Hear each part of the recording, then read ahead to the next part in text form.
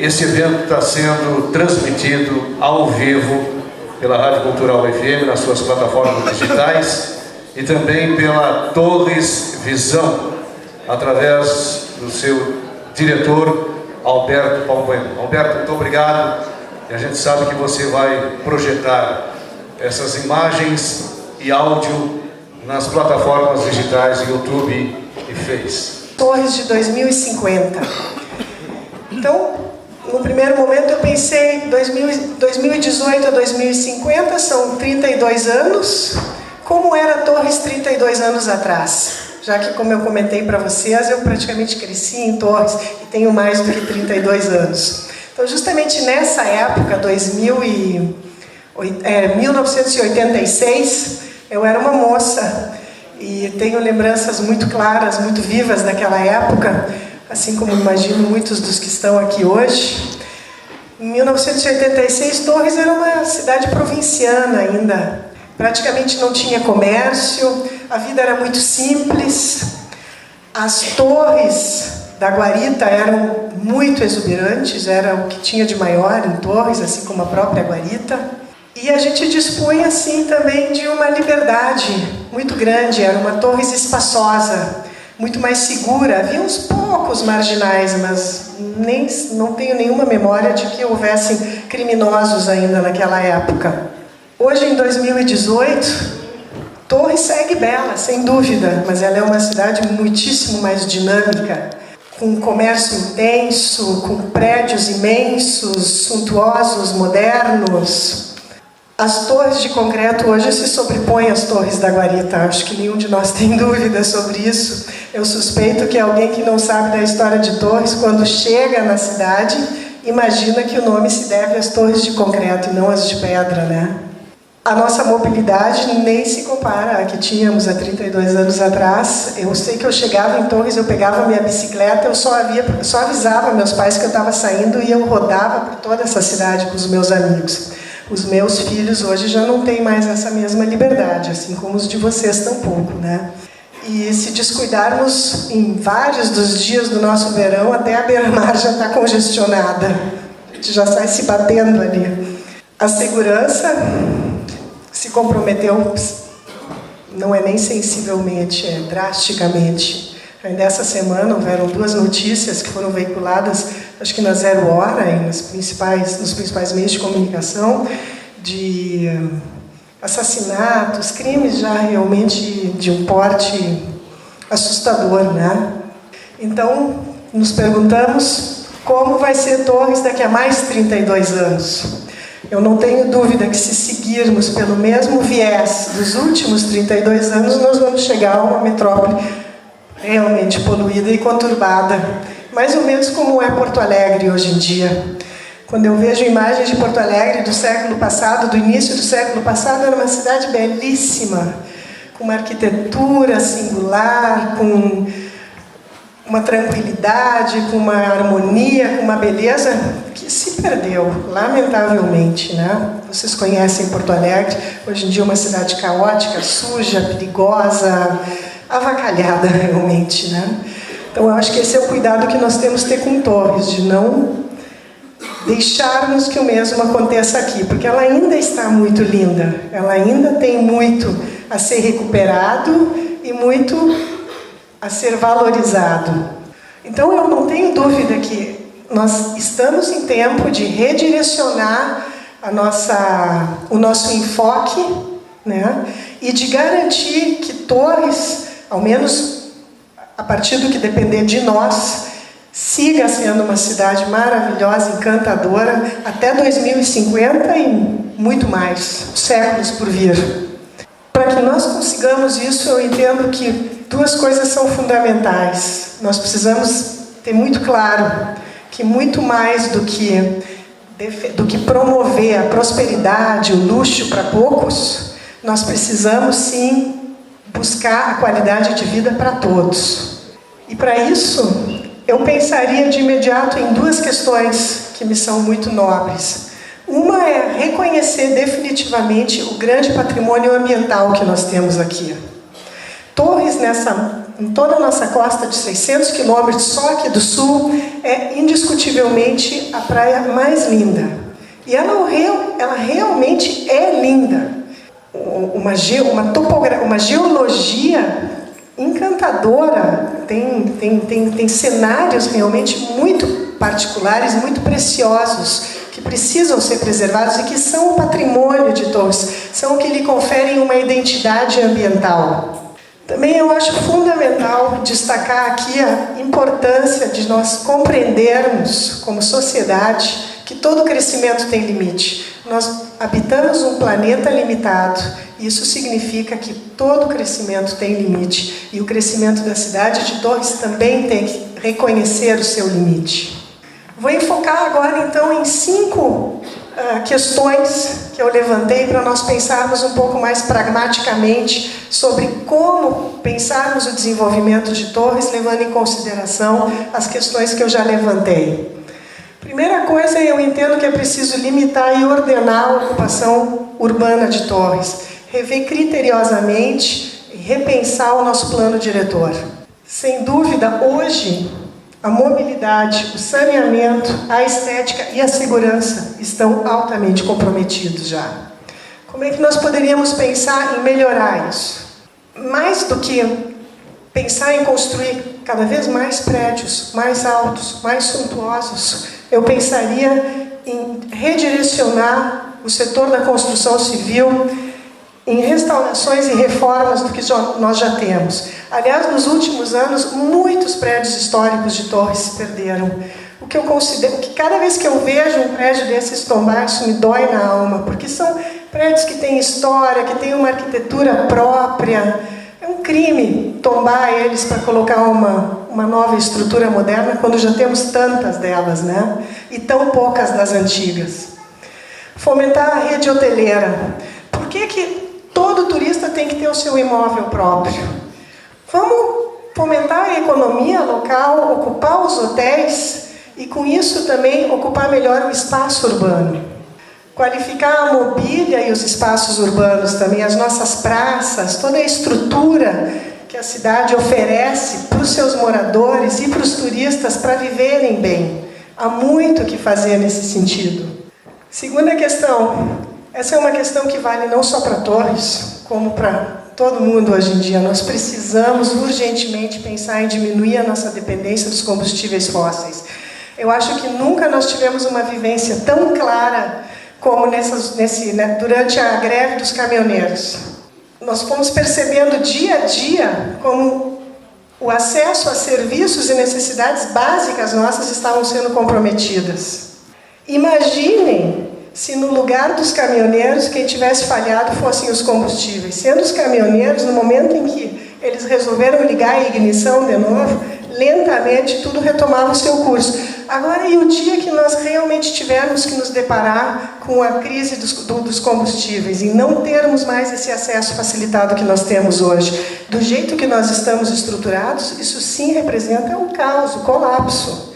Então, para nós fazermos frente a esse dia, que inevitavelmente chegará, nós precisamos, em termos de cidade, pensar em como projetar bairros mais completos.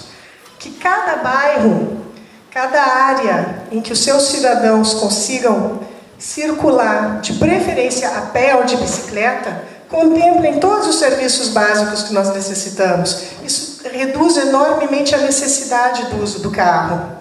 Priorizar bicicletas. Por exemplo, no verão eu penso talvez passar a oferecer serviços de locação de bicicleta para os turistas. Mesmo os que têm imóvel aqui, muitas vezes não deixam a bicicleta, porque vocês sabem, a maresia ela é muito destrutiva. Então, talvez pensar em abrir novos negócios que ofereçam esse serviço para facilitar que as pessoas usem esse meio de locomoção mais e mais. Alimento crucial, se nós pensamos em segurança alimentar, fortalecer a produção agrícola local. Hoje em dia estão surgindo cada vez mais no mundo, inclusive nas grandes metrópoles, hortas urbanas. Mas também temos que seguir reforçando o cinturão de agricultores regionais que consigam mais facilmente fornecer o alimento para esse município. E, claro, sempre vou defender que isso seja também orgânico. Fomentar a energia solar. A energia solar está tendo assim, um boom de desenvolvimento enorme, muito projetado pela China, que nos últimos anos realmente passou a investir fortemente nesse setor e está barateando os seus custos. Pensar em inserir mais essa fonte de energia na nossa realidade. Terceira questão, saneamento básico. Estou praticamente chovendo no molhado, né? Se nós passamos ali no valão aqui de Torres, dá vontade de chorar, porque ele é uma miniatura do que o que é hoje em dia o Arroio Dilúvio de Porto Alegre, né? E não precisa ser assim. Isso aí é algo que a gente precisa realmente reverter, no mínimo não podemos deixar piorar mais do que já está, né? Então, uma ideia que me vem é, óbvio que quando eu defendo que tem que se investir menos em prédios novos, eu entendo que essa parada jamais poderia se dar de forma abrupta. Então, ainda tem uma série de prédios que estão por ser construídos, que estão, né, previstos. Quem sabe se pensa numa forma de atrelar essas novas construções a uma contrapartida que viabilize melhorias consistentes no saneamento da cidade. É isso, obrigada. Empresário Heraclides Lumerix Maggi. Boa noite a todos, boa noite aos colegas debatedores. É muito importante que o que nós tirarmos daqui, Nelson, possa realmente fazer parte, esta agenda possa ser conectada com as questões que a sociedade discute, que o poder público empreende, discute, que define as suas metas, né? Senão pode ser um evento que possa se perder. E nós não devemos perder estas energias. Devemos aproveitar muito bem. Aliás, numa noite de chuva surpreende. Temos um bom público, né? Isso é muito importante. Tal interesse por este tema. Vale dizer que a gente chegou aqui como apresentação do presidente da Actor, a gente também coordena, é presidente do Fórum Empresarial de Torres, que tem aí as entidades, que é a própria Actor, a Associação dos Hoteleiros, o CDL, Sindilojas, a Rede de Imobiliárias e a Indústria Moveleira. São 6 entidades que fazem a composição do Fórum Empresarial. O que o Fórum Empresarial se propõe? Eu fiz questão de nem mudar a data da apresentação que eu fiz, julho de 2017. Não é preguiça não, gente. Eu deixei ali para ver que nós estamos tratando disso há bem mais tempo. Esta agenda nós começamos já há 3 governos atrás. No governo anterior ao da prefeita Nilvia, nós não tivemos nenhum sucesso. Nós não conseguimos nem discutir, debater, abrir o debate para as questões que estão aí. No governo passado, da prefeita Nilvia, conseguimos abrir o diálogo e avançamos bastante. Primeiro na cultura de dialogar, porque o poder público às vezes se fecha, né? E às vezes tem a postura de ser supremo, eu diria que às vezes um pouco imperialista, né? Ou bem, né? E nós precisamos estar juntos, cobrando, fiscalizando, sugerindo, porque também não adianta a gente ficar cobrando, e a gente vê muito isso nas redes sociais, né? Sou contra, não quero, as pessoas metem o pau, mas e a sugestão, e a alternativa de solução? Quem é que propõe? É isso que nós precisamos fazer. Não adianta ficar debatendo nas redes sociais, sou contra, e não colocar a sua cara ali, dar a sugestão e assinar embaixo. Isso é o mais difícil. E nós não soubemos fazer isso. A gente se reúne em pequenos grupinhos e ali fica. Não, tem que vir para o debate. E tem que assinar embaixo. Nós temos que ter a coragem de fazer isso. Então não vai adiantar de nada. O Brasil que nós queremos, o Estado que nós queremos, e é no município que as coisas começam, a Torres que nós queremos em 2050, nós é que temos que fazer. Mas não vamos fazer de casa através do dedinho no celular, não. Não vai ser por aí. Eu vou fazer é o de baixo, Nelson. Apenas passar os temas que nós estamos discutindo com o poder público, com a sociedade. Planejamento. Definição do plano diretor, depois eu vou voltar um pouquinho a esse tema. Estacionamento rotativo na cidade, mas eu já vou debater a cada um, porque eu acho que vai ficar mais dinâmico. Plano diretor. Este tema, ele vem sendo discutido em Torres há 13 anos. Quanta energia nós despendemos em cima deste tema? E até hoje nós não evoluímos. Este ano temos o comprometimento do prefeito de que ele irá para a Câmara de Vereadores, porque através do debate que o Fórum Empresarial empreendeu com o poder público, desde a gestão passada, e com esta gestão, nós temos o comprometimento do prefeito que isto irá para a Câmara. E aqui tem um exemplo muito claro do que é envolvimento da sociedade. Nós começamos, quando eu assumi a presidência da Actor, e nós somos construtores, e construtores geralmente têm uma pecha aí que somos destruidores. Você tem isso, né? Pois vale dizer de que o plano diretor de Torres, passado tanto tempo, a gente se deu conta de que ele é muito bom. Como é que nós analisamos se ele é bom? Comparando com outras cidades. Comparando. É isso que nós estamos fazendo. Eu sei que Torres poderia, quem sabe, ter menos prédios, mas as pessoas querem estar aqui, querem veranear aqui, querem morar aqui. A gente que viaja e volta sempre para a nossa cidade, sente prazer em voltar sempre. É uma cidade que tem mar, que tem rio, que tem rochedos à beira-mar, que tem uma lagoa no centro da cidade, que tem dunas e mata nativa no centro da cidade, que tem cânions, vistos a olho nu daqui, né? Banhados e lagoa ao lado do município. Esta riqueza são raras as cidades do mundo que tem. Raras as cidades do mundo que tem o que Torres tem. Por isso que muitas pessoas querem estar aqui, ou de passagem, ou ter a sua casa de veraneio, ou morar aqui. Nós que estamos aqui, eu vou dizer, somos privilegiados. Pergunta quem é que quer sair deste lugar. Dificilmente quem vem para cá sai. É o fluxo das pessoas, são as migrações, né? As pessoas se mudam, faz parte. Agora, quando nós começamos a pensar nesta Torres que estamos discutindo, eu chamei um colega construtor e disse a ele: escuta, nós realmente vamos construir prédios altos à beira-mar? Mas temos que aproveitar, né? Afinal de contas, imagina, prédios altos à beira-mar, arranha-céu, vamos faturar. Por quanto tempo nós vamos faturar? Uns 10 anos, nós vamos ganhar muito dinheiro. O que é 10 anos? O que é 10 anos? Não é nada. Esse debate eu fiz com a minha esposa, que está ali com as nossas filhas em casa. E elas nos estimulam e nós nos estimulamos.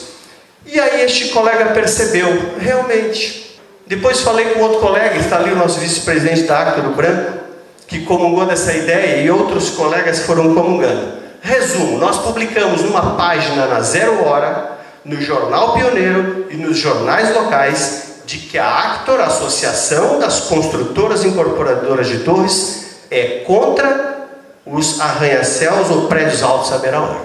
Isso deu um choque na sociedade, porque muitas entidades locais e muitas pessoas não entendiam aquilo e ficaram pasmas. E muitos setores ficaram indignados.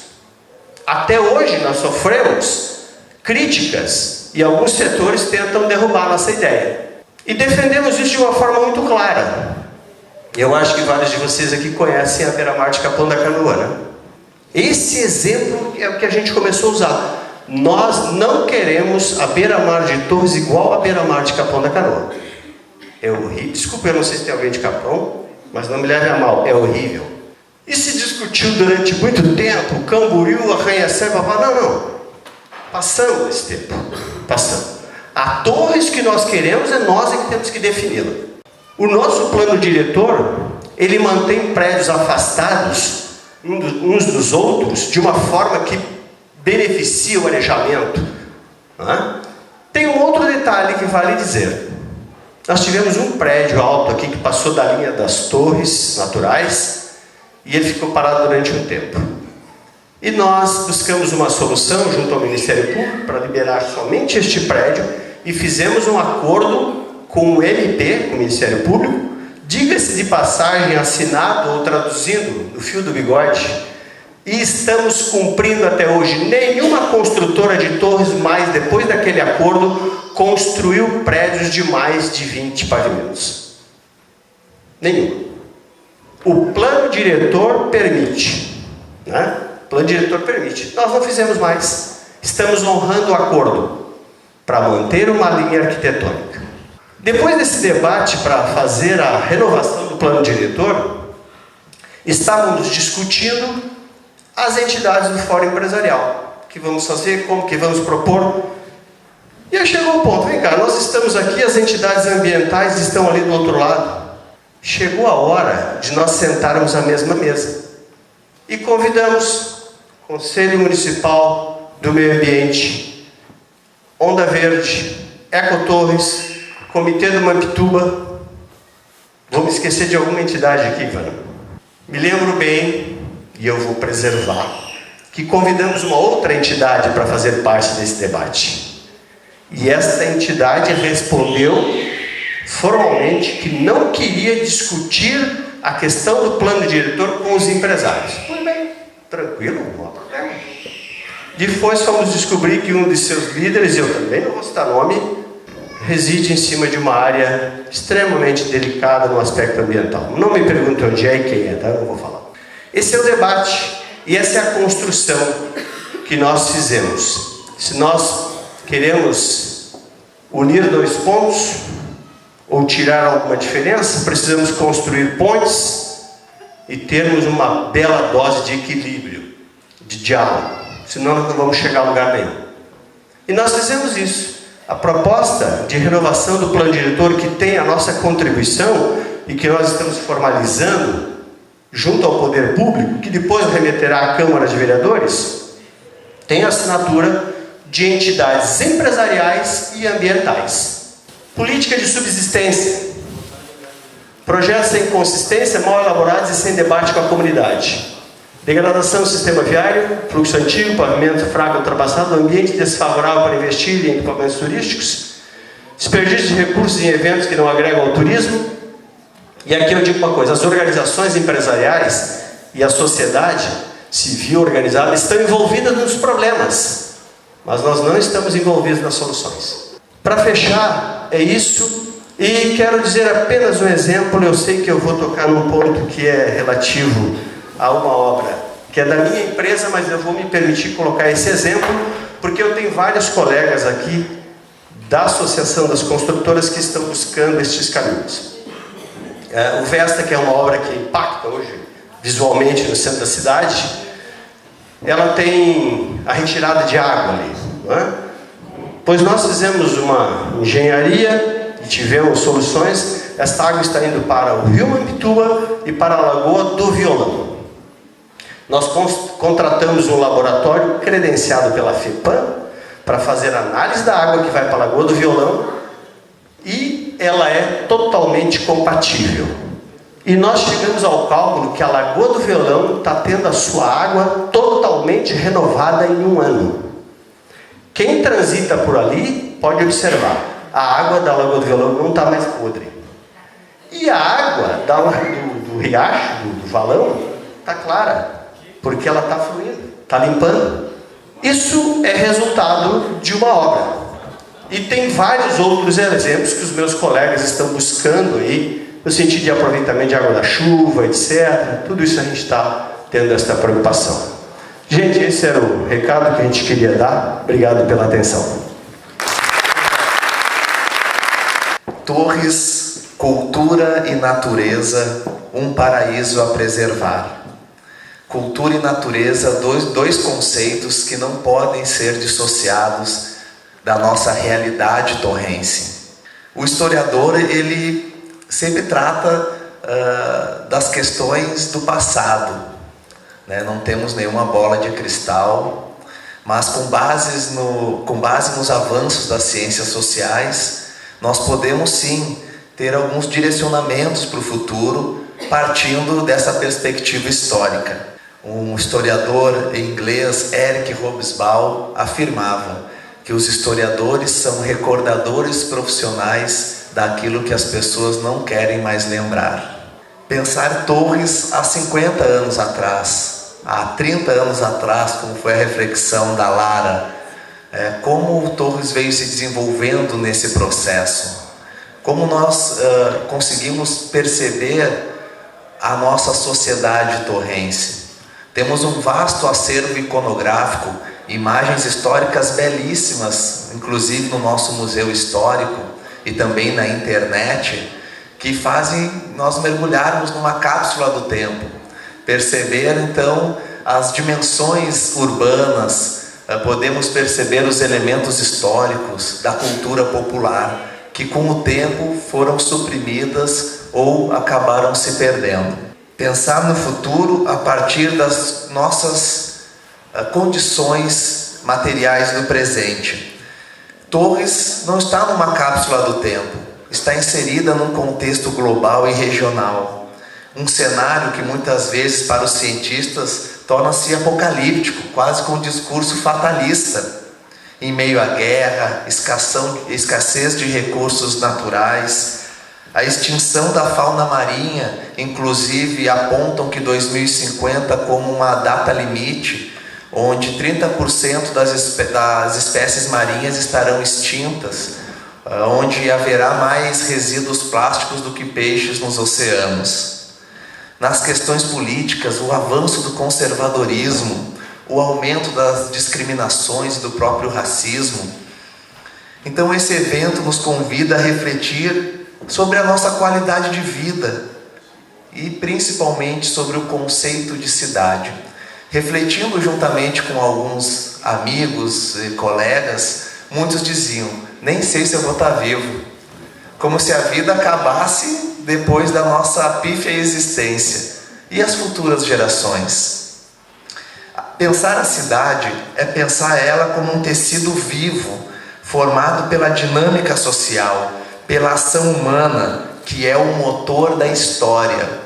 Numa obra literária escrita pela filósofa torrense Fernanda Carlos Borges, intitulada Torres em Transe, ela defende que Torres se consolidou pelas suas passagens, dos povos primitivos aos imigrantes, dos viajantes aos tropeiros, mas todos tinham algo em comum: a referência do sítio das torres, as falésias basálticas. Do mesmo modo, os visitantes e turistas vêm buscar o refúgio nessa pitoresca e milenar paisagem, que é transformada dia após dia.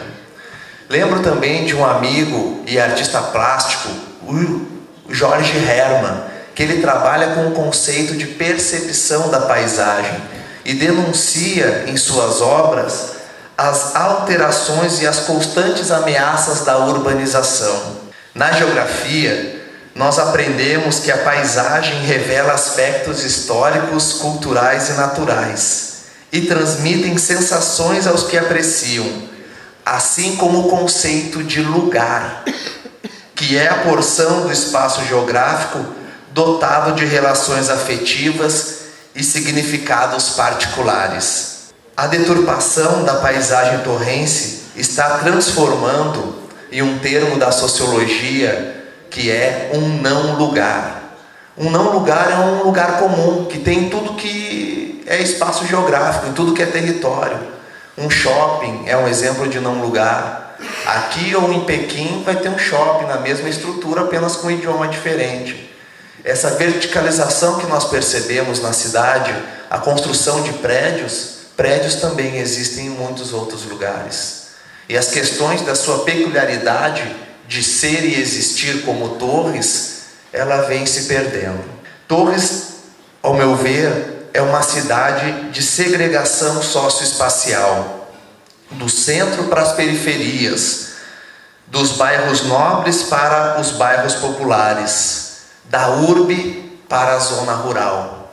Uma densidade demográfica à beira-mar, mas esquecemos que temos um amplo território habitado e com diferentes estilos de vida de uma mesma população.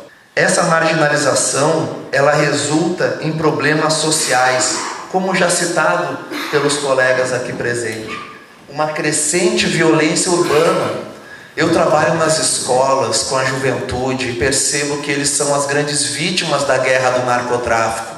Inclusive nós temos semana após semana assassinatos da juventude que está envolvida com a criminalidade.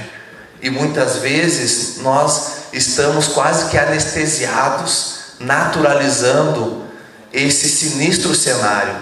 O crescimento desordenado da nossa cidade também ocasiona a crise ambiental.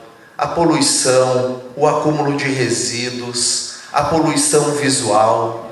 E os mananciais hídricos são as grandes vítimas. O rio Mampituba, há mais de 15 anos, então, como impróprio.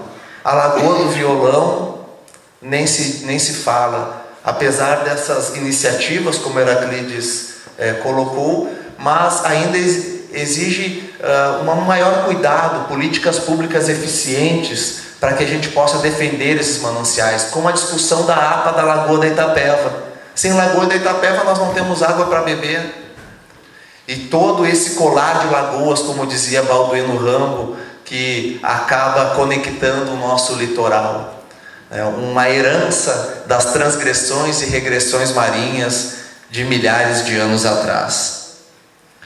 Para a população local, nós temos uma grande carência dos direitos fundamentais básicos. E atualmente ocorre o que na sociologia inglesa é chamado de gentrification, um processo de gentrificação, que significa um fenômeno que afeta os bairros periféricos, ocupados pelas camadas mais pobres, que perdem seus territórios para empreendimentos de alto padrão que privilegiam as classes mais ricas, aumentando o abismo social ou a dupla exclusão dos excluídos.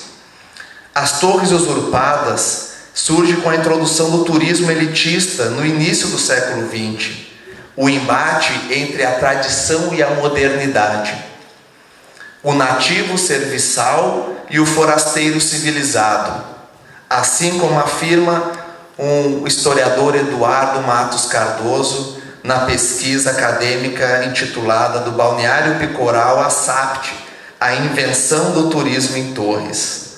E nesse mesmo sentido, na sociologia do turismo, Jost Krippendorf diz que ocorrem tensões e conflitos sociais da revolta dos autóctones.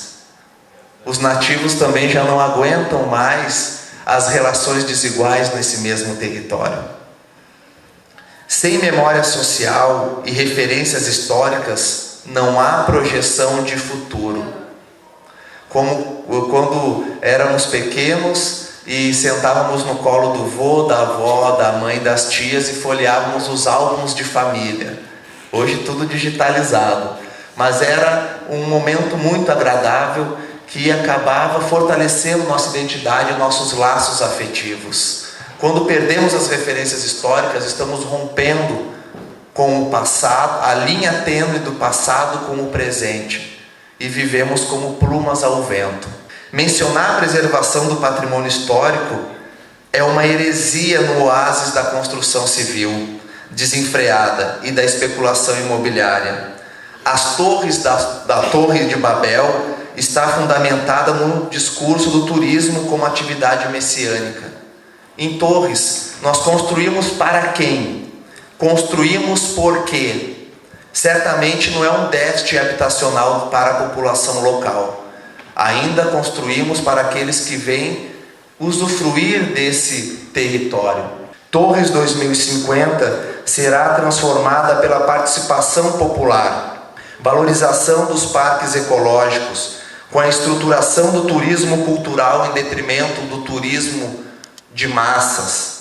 As torres de incentivo às políticas culturais que defendam a democracia e o multiculturalismo entre indígenas, negros, imigrantes, bicuíras torrenses, pescadores e agricultores familiares.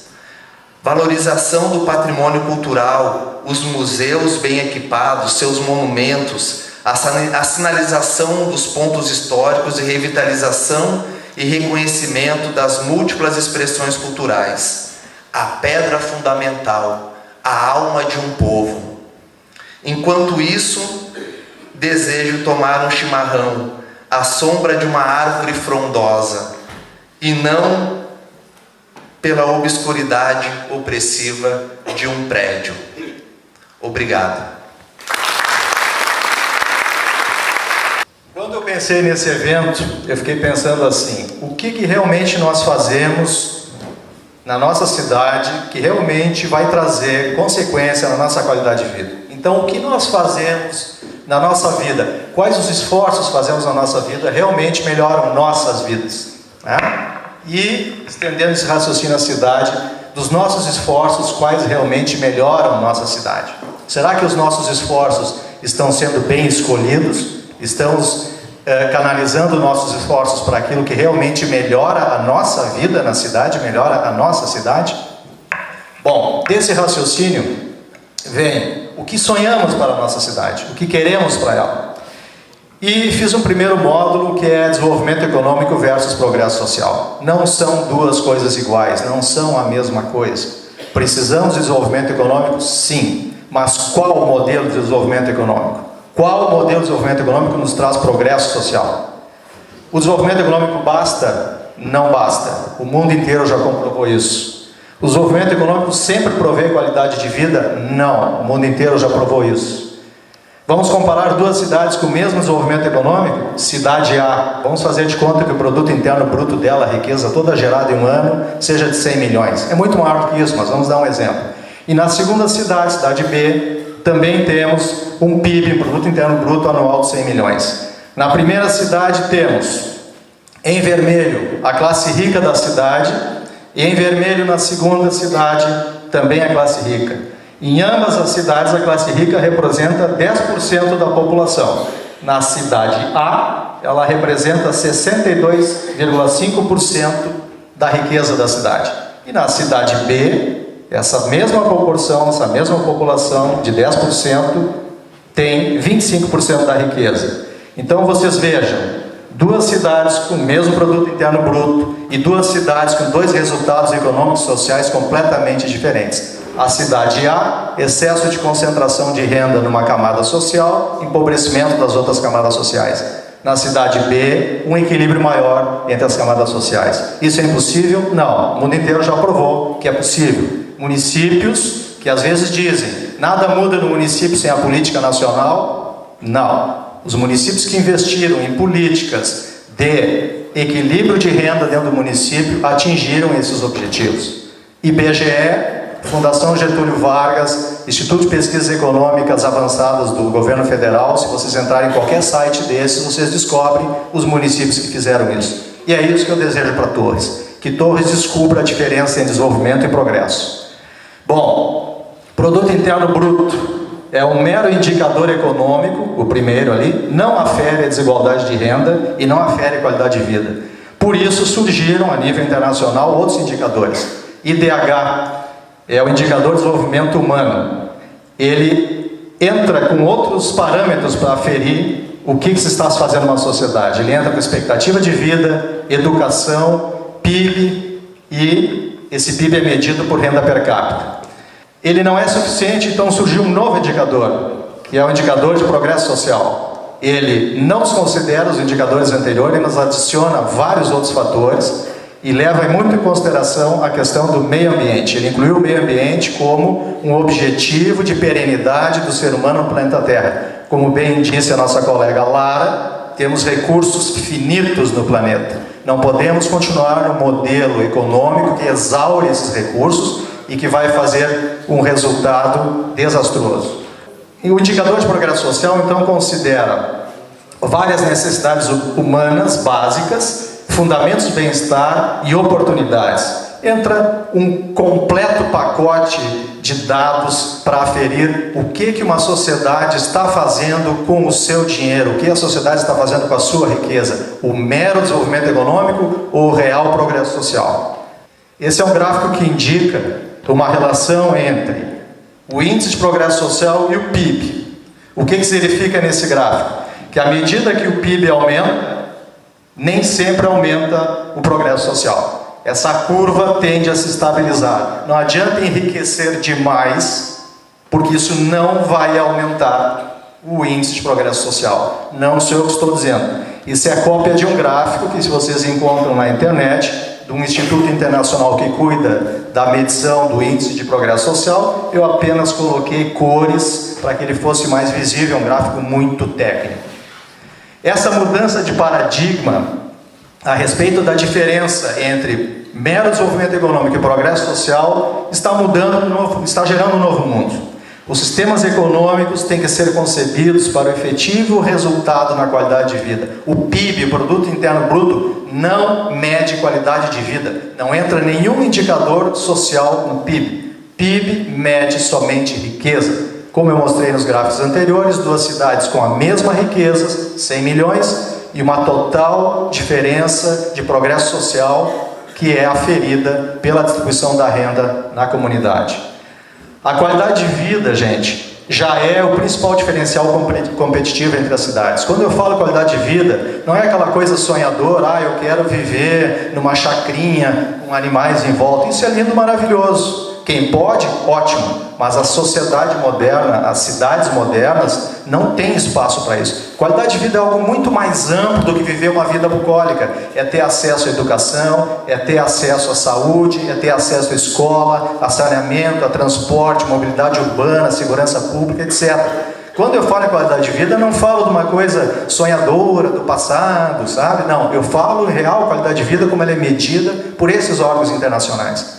O novo paradigma, o paradigma da qualidade de vida, nos obriga a fazer escolhas baseadas na satisfação humana. Enquanto os países mediram o desempenho das suas sociedades pelo PIB, meramente pelo Produto Interno Bruto, eles não mediram a satisfação humana. O resultado foi que muitos países que tinham PIB maior do que outros tinham uma sociedade pior. Paradoxalmente, tinham mais índices de criminalidade, tinham mais poluição, tinham mais tráfego congestionado, tinham menos educação. Bem, a satisfação humana então adquiriu mais peso dentro dos parâmetros de avaliação da melhor relação custo-benefício. Antigamente se pensava assim, o que é relação custo-benefício? Se pensava somente uma questão econômica. Olha, como é que eu construo mais barato uma escola? Hoje não. Hoje se pensa, quanto eu consigo de resultado realmente eficaz na formação dos alunos? Como esses alunos estão saindo da escola? Eles só vão lá e assistem aulas? Ou eles são pessoas que saem de lá um cidadão melhor, melhor qualificado, melhor conscientizado? É outra maneira de medir o desempenho da sociedade. Bem, na parte 2 eu vou entrar especificamente algumas ideias a respeito de torres, tá? Cidade da qualidade de vida. Isso não é uma coisa que eu criei, isso vem sendo discutido há muito tempo, é um consenso na sociedade de Torres. E me alegra muito saber que Torres escolheu isso como o seu objetivo. Esse objetivo me tranquiliza muito, ele já foi escolhido. Temos problemas na cidade? Sim. Mas eu acho que inúmeras vezes em Torres eu assisti iniciativas, como alguns colegas colocaram aqui, que demonstram que Torres escolheu a qualidade de vida. E nós temos que evoluir nesse sentido. Para mim, 2050 já chegou. Torres já escolheu o que quer ser em 2050. Isso é para ser melhorado. A nossa escolha já foi feita. Cidade de qualidade de vida, então. Posicionar a cidade no cenário das melhores cidades para viver. Não apenas no cenário para trabalhar. Diferença entre PIB e progresso social. Não é apenas a melhor cidade para trabalhar. Nós temos que trabalhar para bem viver nessa cidade. Essa diferença tem um caráter... Perdão, gente. Essa diferença tem um caráter qualificador, não quantitativo. É o que faz toda a vantagem na criação e atração do capital humano. Criar capital humano na cidade. Criar pessoas capacitadas, conscientizadas, capazes. E atrair pessoas capazes também. Isso significa... Capital humano é o que gera a capacidade de fazer boas escolhas. As escolhas que realmente melhoram a cidade. Quando eu fiz aquela pergunta lá no início, quais dos nossos esforços realmente melhoram a cidade? É isso. Temos que nos esforçar em melhorar o nosso capital humano. É isso que fará diferença na nossa cidade. Isso vai nos colocar na vanguarda das cidades. E o exemplo de Torres. Aqui temos uma empresa que disponibiliza para as pessoas bicicleta andarem na cidade. Aqui moradores que simplesmente se reuniram e todos eles mantiveram o mesmo gabarito aqui, ó, permitindo que a chuva infiltre, que os passarinhos tenham o que comer, que a grama respire. E agradeço. Eu tenho muita fé em todos. Dizer a vocês que é um grande desafio, né? Eu tive a oportunidade de formado no dia 25 de julho de 1981 e no dia 26, um dia após formado engenheiro, vim morar em Torres. Era um rapaz com 25 anos, cabelão, era surfista, adorava pegar, ainda gosto de pegar onda. E fiquei por 2 anos nessa cidade aqui só surfando. Dava aula de noite no Marcílio Dias, passava os dias na praia. E assim era um encanto, uma paixão, uma maravilha. E lá pelas tantas eu disse assim, mas eu não vim para essa cidade formado em engenheiro civil e ficar surfando esse tempo inteiro. Eu acho que eu posso ser uma pessoa mais útil para a cidade. E me empenhei em ver como é que era a cidade de Torres naquela época e como ela é hoje, né? Essas fotos são de agora, fazem 30 anos. E essa cidade não mudou. Eu acredito nessa cidade. Eu queria dizer para vocês que a gente tem que ter esperança que essa cidade, por mais que se construa nela, as torres vão continuar no mesmo lugar. Agora, tem coisas e atitudes que a gente tem que começar hoje. Nós aqui, nesse grupo de trabalho reunido aqui, nós somos os protagonistas dessa mudança. Nós, como acessamos o WhatsApp ali e combinamos de vir aqui nessa noite, a gente veio aqui para discutir essa cidade que a gente quer no futuro. E quando se fala numa cidade do futuro, ela tem que ser vista agora, nesse momento. E se nós temos hoje, aquilo que se fala aqui, o grupo todo de trabalho comentou, é a questão do plano diretor. Se fala num plano diretor como se fosse uma coisa assim, muito difícil de entender. Um plano diretor é um instrumento de trabalho, onde trata o regramento da cidade. Discute lá o bairro Salina, discute o bairro São Francisco, discute o bairro do centro, a periferia, né? E todo esse envolvimento da comunidade com o crescimento e desenvolvimento urbano dela. Se nós temos problemas que a gente vive hoje nessa cidade, é que lá há 30 anos atrás a gente não pensou, mas agora é o momento de repensar tudo aquilo onde a gente acertou e aquilo onde se cometeu alguns erros. E eu posso lembrar vocês, por exemplo, em 1992, nesse local aqui, era um lugar de trabalho. Nós reunimos aqui 8 grupos de trabalho, em que tinha engenheiros e arquitetos e pessoas da cidade, representantes de associações de bairro. E nós discutimos o plano diretor dessa cidade. E prevemos naquela época 17 locais de construção. E a questão do discutir a cidade e o que construir nessa cidade passa pelo aquele enfoque de saber o que a gente quer de Torres. Essa é uma cidade turística? Com certeza. Não se fala de Torres como uma cidade turística. E se a gente quer uma cidade turística, a gente tem que preservar essa cidade. Preservar uma cidade não é deixar de crescer, mas é criar uma cidade autossustentável.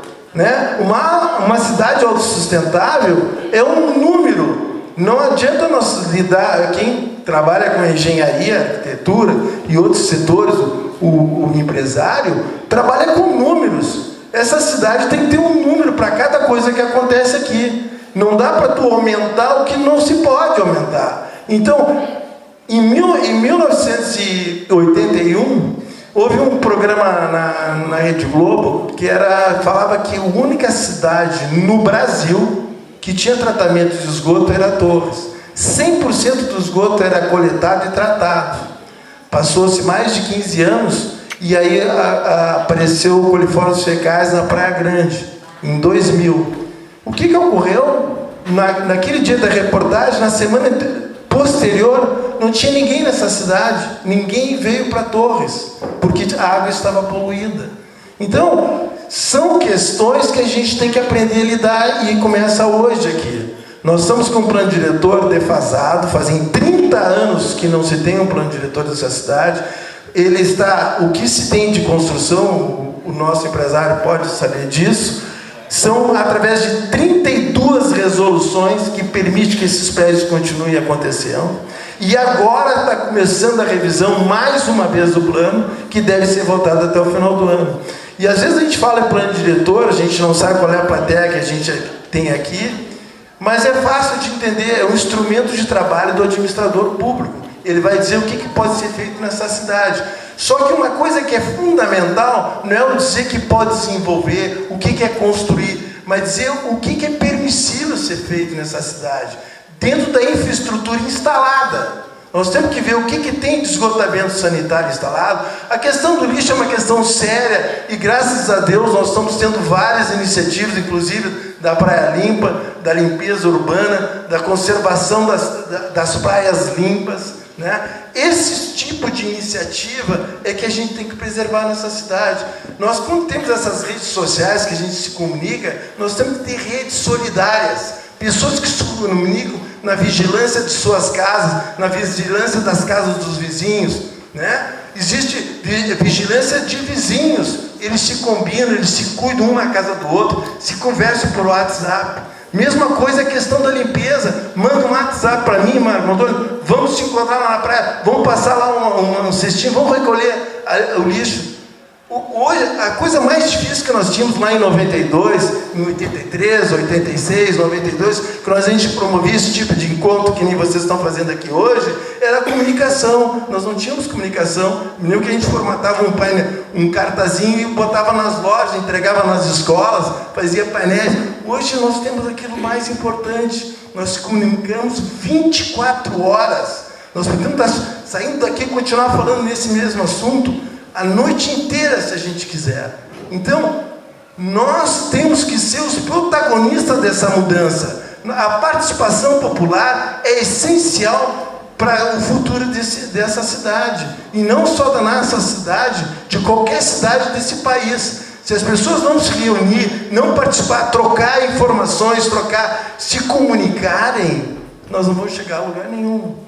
Eu sou uma pessoa que acredito, eu vejo essas fotos aqui, eu vejo quase todo dia. Quando eu tenho a oportunidade de participar de um encontro, uma palestra, eu faço questão de levar a nossa cidade, e lá no fundo tem o hino rio-grandino, né? Que a gente não tem que ser escravo, nós temos que ter persistência, a gente tem consistência, a gente tem que ir atrás daquilo que a gente quer. E os prédios hoje, a gente fala dos prédios como se eles fossem nocivos à nossa cidade, mas os prédios é uma característica da verticalidade que tem na cidade. A nossa cidade é vertical, é as 3 torres, elas continuam torres, agora são torres em concreto. Agora, o preservar a cidade é saber se a infraestrutura instalada vai ser compatível com o crescimento urbano. Então, isso é um número, a gente tem que trabalhar só os números, né? Eu me lembro que em 1994, uma discussão sobre o plano diretor, um senhor médico chegou e falou assim: por que nessa praia cabe 100 mil pessoas, vocês querem botar 200 mil? Essa é uma realidade, né? É um número. Tu não pode, no local que permite 100 mil pessoas, tu botar 200 mil. Hoje nós temos de morador de 35 a 40 mil. Quando chega no verão, nós temos 450 mil pessoas. Nós já tivemos 500 mil de pessoas. Faltou água, faltou luz, não andava carro, não circulava ninguém, né? A insegurança bateu de frente com a gente. Então, o que tem que se observar é que nós temos que participar. Infelizmente, a gente não tem a cultura da participação, né? Quantas pessoas a gente convidou para vir aqui hoje, né? E veio bastante gente, dá para ver, mas eu garanto a vocês que muitos estão nessa expectativa de a gente dar uma resposta para vocês. Eu diria a vocês assim, 2050 está aqui, daqui a 30 anos está aqui, mas vai depender muito mais de nós do que de qualquer outra pessoa. A gente fala na administração pública, no legislativo, e cobra o vereador, o prefeito, o secretário. E nós, o que estamos fazendo para a cidade de Torres? A gente se pergunta, o que nós fazemos por Torres? Tem algum momento, quando a gente acorda de manhã nessa cidade, e diz assim, o que eu estou fazendo por Torres hoje, para ter essa beleza natural, né? Para essa cidade tranquila? Porque se fala em violência, mas eu ainda acredito que nós vivemos uma cidade tranquila. Pode acontecer alguma coisa, mas nós vivemos uma cidade tranquila. A água do mar continua limpa. Infelizmente, a água do Rio Mampituba não é mais limpa. E hoje eu tive a oportunidade de participar do Comitê da Bacia Hidrográfica do Rio Mampituba. Nós somos membros, que nem o Conselho do Meio Ambiente também é, a nossa entidade de classe, a Senarte, ela faz parte desse grupo de trabalho, e nós estamos discutindo qual é a qualidade de água que nós vamos ter aqui na nossa região. Vocês imaginam que a bacia hidrográfica do Rio Maipituba, 60% pertence a Santa Catarina. Como é que nós vamos discutir água em Torres se nós não discutirmos com Santa Catarina? Mas quando tu colocas assim que esta cidade ela cresceu, e eu faço aqui chamo também o debate, uma provocação muito boa que a Marta Medeiros fez, e ela disse inúmeras verdades naquele artigo, mas ela mexeu com os brios dos torrenses. Daquele tempo em que era saudoso chegar em Torres e brincar nos quintais das nossas casas, aí, gente, eu vou dizer uma coisa, que muitos porto-alegrenses ou muitas pessoas das grandes cidades viam e ainda gostariam de ter Torres de 40 anos atrás. Uma Torres que tivesse aqui gente para lhes servir. E nós tínhamos essa figura dos garçons, no verão, eram muitas vezes funcionários das casas. Esta cidade mudou, cresceu. O Gideon veio de onde? Nascido em Porto Alegre, morou. O engenheiro surfista veio morar em Torres e veio curtir e não voltou mais. Quantas pessoas tem aqui? Eu sempre fui de Torres porque eu fui de Três Cachoeiras. Quando Três Cachoeiras se emancipou, vim para Torres. E muitos aqui vieram de fora. Esta cidade recebe gente de fora. E nós precisamos ter ambientes. Inclusive, o Marcelo colocou uma coisa muito interessante. Esta cidade ela poderia, quem sabe, ser toda horizontal, ou a verticalização lhe traz benefícios. Não é?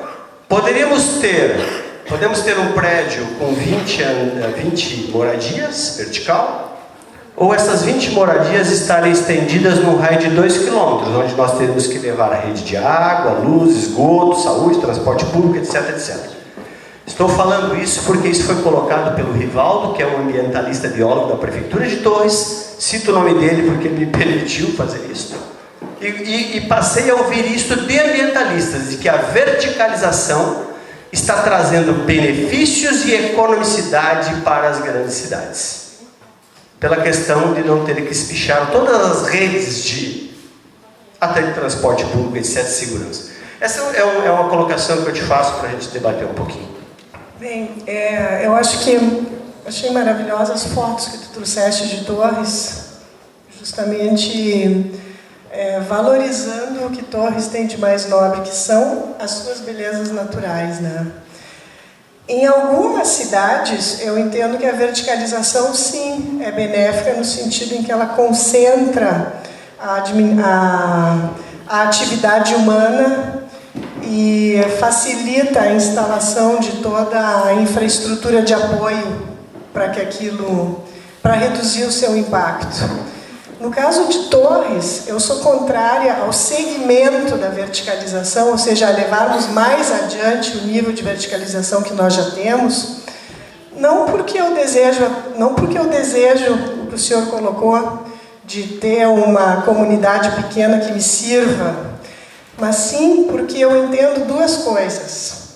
Uma, que a nossa orla e o que nós temos de mais nobre, aquele Parque da Guarita, são sim limitados no seu espaço.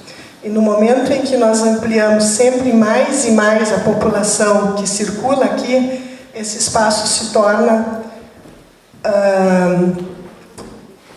pequeno demais para absorver essa massa de pessoas.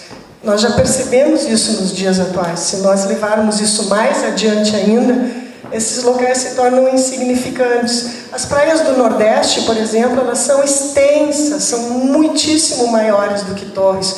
Torres tem uma paisagem imponente, mas limitada no seu espaço. O próprio Parque da Guarita, se nós compararmos o que ele foi nos anos 80 e o que ele é hoje, ele perdeu em força e majestosidade por conta desse crescimento todo que se deu em torno dele.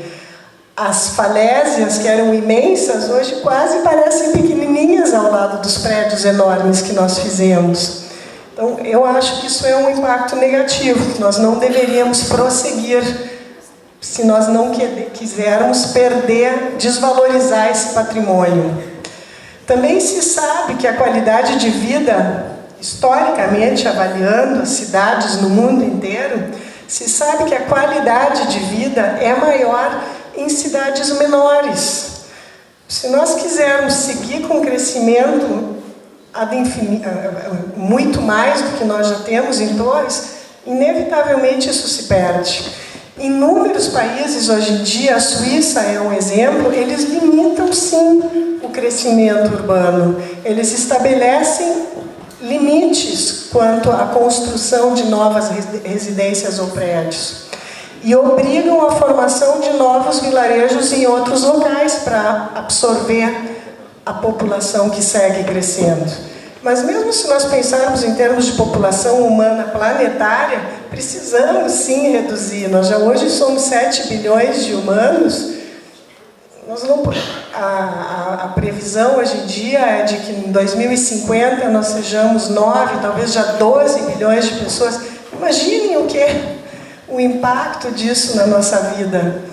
Nós vamos ter que reduzir, inevitavelmente, seja por bem ou pelo mal. Se a civilização humana não conseguir naturalmente diminuir a sua taxa de reprodução, as crises levarão a isso. E já estão levando a isso em vários locais, né? Então eu acho que isso é uma questão, é ser realista. Só assim nessa questão de Torres, né? Se a gente for observar, hoje, tu tem o mar, tu tem o Parque da Itapeva, tu tem Rio Mampituba, e para onde é que Torres vai? Então, a questão territorial da cidade, ela propiciona a verticalidade. Foi uma questão que foi uma forma de se desenvolver, foi para o alto, né? Agora, se desenvolver para o alto sem infraestrutura adequada, né? Hoje, o que nós estamos vivendo? Nós tínhamos 100% de esgoto sendo coletado e tratado em 1981. Foi uma manchete nacional. Hoje nós estamos atingindo 60%, 63%. Há quem diga que não chega a 50%. Né? Que essa questão dos números tem que ser bem trabalhados. Né? Hoje, lá na Bacia Hidrográfica, no comitê, nós estamos discutindo isso. Eu agora tive a oportunidade de saber aqui que nós vamos ter agora 15 locais de pesquisa de água no Rio Mampituba. Isso é muito importante, a gente saber onde tem que resolver o problema. E a gente só sabe quando se detecta, através das análises. E isso nós vamos ter. Antigamente a gente escondia esses dados, né? Não queria divulgar. Eu acho que o certo é divulgar e fazer o tratamento. Se nós temos problema, a gente tem que resolver, né? E o limite da construção vai se dar em cima disso. São as cidades autossustentáveis. Pode haver desenvolvimento, sim, desde que tenha alta sustentabilidade. Isso sim pode acontecer. Eu só não atrelo o desenvolvimento a crescimento. Meu pai costumava usar uma imagem que eu acho muito feliz para elucidar isso. Na natureza, por exemplo, se nós pensarmos no nosso próprio desenvolvimento, nos primeiros anos de vida nós temos um crescimento vertiginoso. Da concepção até os 7 anos de vida, esse crescimento é exponencial. A partir daí ele começa a diminuir, até que ele paralisa. Senão nós viraríamos gigantes, que mal conseguiríamos nos movimentar ou fazer o que quer que seja. Tem que haver um limite no crescimento. Mas nós cessamos o crescimento ali pelos 15, 18 anos e nós seguimos nos desenvolvendo por muitas décadas. Até assim, em determinado momento, partimos para o envelhecimento e até a morte, né? Completando um ciclo. Mas, de todas as formas, se nós pensarmos na vida do ser humano, o ser humano geralmente chega até os 80 anos, o crescimento se dá em menos que um quarto desse período. E o resto do tempo, ele se dá na forma de desenvolvimento intelectual, de maturidade, não é? Não é mais um crescimento em tamanho físico. E eu entendo que o mesmo nós devemos compreender em relação à percepção das nossas cidades. Ela aborda aqui alguns comentários com referência porque a Secretaria do Meio Ambiente autoriza a mutilação das árvores que são dormitórios para os pássaros. Em resumo, é isso aí. E se faz um referendo também nas questões por que há construções de edifícios espelhados em torres. Nos Estados Unidos, milhares de pássaros morrem com isso. Em Osasco foi proibido, e aqui em Torres há prédios assim, aparecem todo dia dezenas de pássaros que batem nos espelhos e morrem. Eu vou citar o exemplo da minha casa. Eu moro numa casa baixa, próximo ao rio, e constantemente nós tiramos passarinhos de dentro de casa e ficamos muito aborrecidos quando alguns vêm, voam e batem no vidro transparente. É um fenômeno natural, eu vejo, né? Os vidros espelhados, que geralmente dão uma cor até diferente, não vejo. Talvez é motivo de estudo, discussão, acho que é válido. Mas isso acontece nas nossas casas todos os dias. Na minha casa eu tenho esse exemplo, que tem bastante casa na volta e é bom. Isso acontece seguidamente. Bem, eu tenho uma contribuição para isso. O Conselho do Plano Diretor instituiu em 2016 uma comissão sobre sustentabilidade urbana e nas edificações, tá?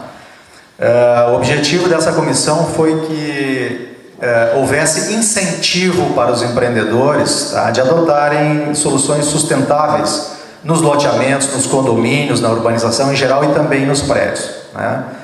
É um trabalho muito bacana, feito pelas entidades que compõem o Conselho do Plano Diretor. Ele vai ser inserido na revisão do Plano Diretor, né? Lembro que essa questão da produção de calor, né, a partir da reflexão dos vidros dos prédios, foi tratada, né? E acho que a gente pode tranquilamente minorar esse impacto. Eu acho que dá para evoluir dentro da revisão do Plano Diretor nesse aspecto, né? Fazer com que se ache algum tipo de alternativa a essa solução estética, né? Me parece viável, né? Por que não fazem algo para os pescadores pararem de pescar na Ilha dos Lobos? Já foi visto golfinhos nas redes, desesperados, estão aparecendo lobos marinhos feridos e com cicatrizes. Por favor, tomem providências cabíveis para essas ações. Existe um órgão adequado para essa fiscalização? Aí não teríamos como informar. O ICMBio, o Instituto Chico Mendes. Por favor, o professor Gedeon vai responder. Inclusive, acho que foi o ano passado, foi constituído o Conselho da Ilha dos Lobos. Então, todos os cidadãos torrenses são fiscais, né, da Ilha dos Lobos, podem encaminhar as denúncias para o ICMBio Torres por e-mail, ou então na sede, que é ali próximo ao mercado nacional. E é importante mesmo fiscalizar, porque a pesca predatória ela está avançando em áreas proibidas, né? A Ilha dos Lobos, inclusive, a pesca com explosivos estava ocorrendo, e realmente, né, temos que estar bastante atentos e denunciar sempre que possível. Eu acho que é uma obrigação que nós temos. Mas existe o conselho, existe um órgão responsável, então nós devemos estar apoiando, né, a nível de denúncias e estar observando, se possível, fotografando, né, tornando público essas manifestações. Professor Leonardo, Heraclides, Marco Antônio, a Lara e o Marcelo. Agradecendo os nossos apoiadores que foram importantes para este evento e convidando a todos para que contemplem Torres de uma maneira diferente, com uma participação individual, por essa qualidade de vida que temos e que a natureza nos ofereceu. Uma boa noite e muito obrigado.